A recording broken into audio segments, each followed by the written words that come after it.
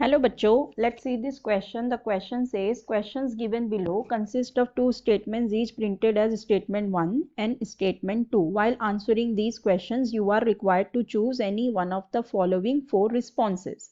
These are the responses of statement 1 says red phosphorus is less volatile than white phosphorus, and statement 2 says red phosphorus has a discrete tetrahedral structure.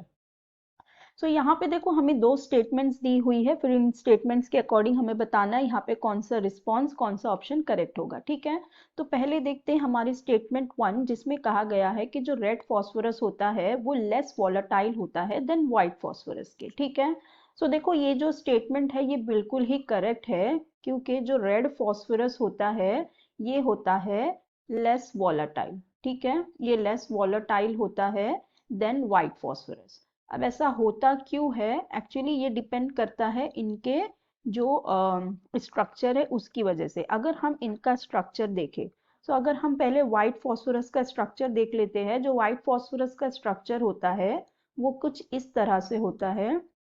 यहाँ पे जो P4 structure होता है वो होता है white phosphorus का structure इस तरह से। ठीक है, ये इस तरह से बॉन्डेड होते हैं, सिंगल बॉन्ड होगा डबल नहीं, ये इस तरह से बॉन्डेड होते हैं। ठीक है, ये वाला स्ट्रक्चर ये किसका स्ट्रक्चर है, व्हाइट फॉस्फोरस का।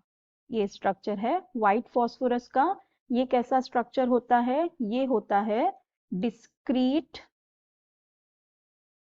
Tetrahedral structure. ठीक है, यहाँ पे ये स्ट्रक्चर कैसा है, टेट्राहेड्रल है, और इसे हम कहते हैं डिस्क्रीट टेट्राहेड्रल स्ट्रक्चर। तो यहाँ पे सारे जो फॉस्फोरस है इस तरह से एक दूसरे से बॉन्डेड होते हैं। ठीक है, अब देखो ये जो व्हाइट फॉस्फोरस का ये जो स्ट्रक्चर होता है ये थोड़ा अनस्टेबल स्ट्रक्चर होता है। ठीक है, ये कैसा होता है, अनस्टेबल होता है। क्यों ये अनस्टेबल होता है, इसका एक बहुत बड़ा रीजन तो ये है कि इसके अंदर कैटेनेशन नहीं होती। ठीक है, इसमें होती है no catenation, no catenation between P4 molecule. इसके ये जो P4 मॉलिक्यूल है इसके बीच में कैटेनेशन नहीं हो रही। कैटेनेशन मतलब क्या, self linking of the atoms, मतलब ये जो फॉस्फोरस है दूसरे फॉस्फोरस से लिंक नहीं होते। रेड फॉस्फोरस का अगर हम स्ट्रक्चर देखें तो ये स्ट्रक्चर होता है पॉलीमरिक स्ट्रक्चर, मतलब पॉलीमर टाइप का। ये क्या कर लेते हैं, पॉलीमर्स बना लेते हैं। ठीक है, इसमें होता क्या है, ये जो बॉन्ड इसके अंदर है ये वाला एक बॉन्ड क्या हो जाता है, ब्रेक हो जाता है, और वो बॉन्ड को ब्रेक करके वो दूसरों के साथ बॉन्ड बना लेते हैं। मतलब यहाँ पे अगर हम देखें तो यहाँ पे हमें कुछ ऐसा स्ट्रक्चर देखने को मिलता है। ठीक है, फिर यहाँ पे दूसरा फॉस्फोरस इस तरह से।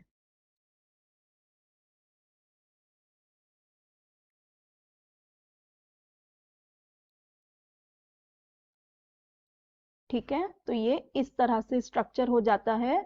सो यहाँ पे देखो क्या हो रहा है, ये एक दूसरे से क्या होते जा रहे हैं, लिंक्ड होते जा रहे हैं। ठीक है, इसे हम कहते हैं लिंक्ड टेट्राहीड्रल स्ट्रक्चर। ये भी टेट्राहीड्रल ही होता है लेकिन ये डिस्क्रीट नहीं होता, ये होता है खाली टेट्राहीड्रल स्ट्रक्चर कहो या लिंक्ड टेट्राहीड्रल स्ट्रक्चर, क्योंकि ये क्या हो रहे हैं, एक दूसरे से लिंक होते जा रहे हैं। और इस केस के इसमें रेड फॉस्फोरस के केस में हमें देखने मिलती है कैटिनेशन। ठीक है, कैटिनेशन, यही कैटिनेशन है जो ये एक दूसरे से क्या होते जा रहे हैं, लिंक होते जा रहे हैं। देखो ये फॉस्फोरस मतलब नेबरिंग वाले फॉस्फोरस के एटम से भी क्या हो रहे हैं, ये लिंक होते जा रहे हैं। तो मतलब ये कैटिनेशन शो कर रहे हैं। तो जो हमारा रेड फॉस्फोरस होता है हो जाता है, because of this catenation it becomes stable. इसकी वजह से ये क्या हो जाता है, स्टेबल हो जाता है। इसलिए जो हमारा रेड फॉस्फोरस है वो क्या होता है, लेस वॉलेटाइल होता है देन व्हाइट फॉस्फोरस के। क्योंकि देखो व्हाइट फॉस्फोरस का स्ट्रक्चर कैसा है, ऐसा एक डिस्क्रीट टेट्राहीड्रल स्ट्रक्चर है। ठीक है, यहाँ पे सिर्फ P4 मॉलिक्यूल है, एक ही है, और वो किसी और के साथ लिंक नहीं हो रहे, दूसरे फॉस्फोरस के जो एटम है उसके साथ लिंक नहीं हो रहे, इस तरह का लिंक स्ट्रक्चर नहीं शो कर रहे, कैटिनेशन नहीं शो कर रहे।